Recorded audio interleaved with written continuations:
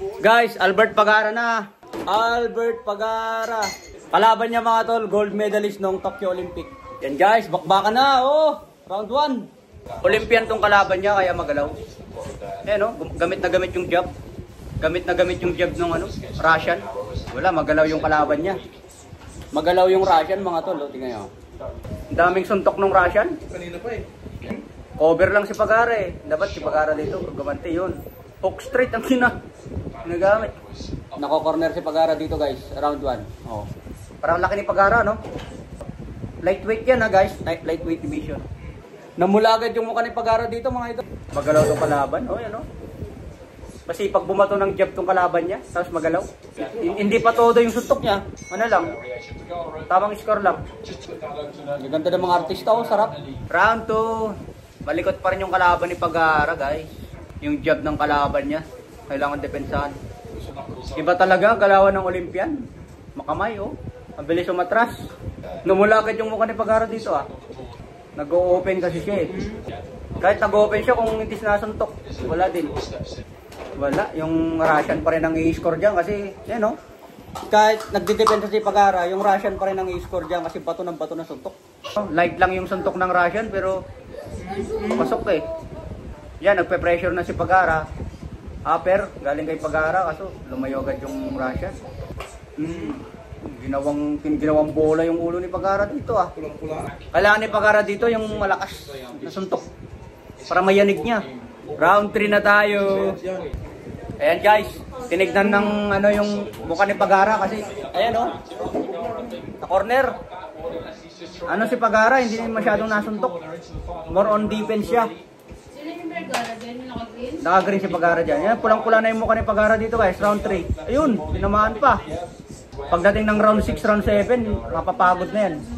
Yung relax lang oh, yung Russian. Panginang jab yan, sunod-sunod eh. Sa mga nagko-comment guys, mga nagko-comment, ginawang panchimbag na raw. Grabe. Hindi kasi 100% yung kondisyon ni Pagara dito. Na-corner si Pagara guys. Yari. Pero kaya, matigas din talaga si Pagara. Kung maganda sana kondisyon niya, kayang-kaya to eh. Pag umabot ng 10 rounds to, kahit matalo si Pagara, okay lang. Basta umabot ng 10 rounds. Wag lang mati-KO. Pa-round 4 na tayo, ayan oh.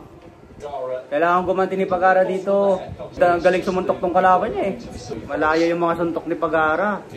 Puta, yung mga nagko-comment na Pinoy, puro basher eh. Sabi, ano ba yung suntok? Pasampal. Wala, kitang-kita yung mga suntok niya eh, no? Pero matigas pa rin siya, kaya niyang tanggapin, no? Pero kailangan niya din magbigay.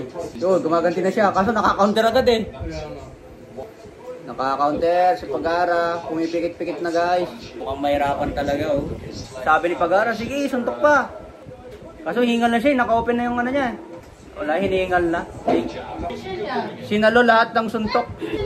Grabe mga Pinoy makapag-bash. Sabi niya, wala man lang magawa. Hinihingal na lang sa kakasalo ng suntok. Grabe mga Pinoy. Exhibition fight naman ito eh. Kumbaga wala sa record ni Pagara to kasi exhibition eh. Mukhang mayaw na. Nako, sumakit na yung shoulder niya, guys. Sumakit na yung shoulder kasi kakasalo ng suntok. Sabi ng mga nagko-comment, nag-inarte na raw. Grabe yung mga Pinoy. Wala na, ni-stop na. Exhibition fight lang naman ito, hindi kasama sa record, kaya okay lang. Activity fight lang ito ni Pagara. Sumakit yung shoulder ni Pagara, guys. Hanggang round 4 lang. Hindi na pinagpatuloy sa round 5. Masipag sumuntok yung Russian. Abangan na lang natin yung totoong laban ni Pagara sa professional. Hindi naman natumba si Pagara. Kumbaga, hindi na lang tinuloy hanggang round 5. Kasi sumakit yung shoulder. Kumbaga, corner stoppage ba. Yung mga Pinoy nagtatawanan sa comment section. No? Mga comment, mga Pinoy. Tinatawanan yung ni Pagara. Grabe mga. Okay mga tol, talo tayo. Talo sa Albert Pagara.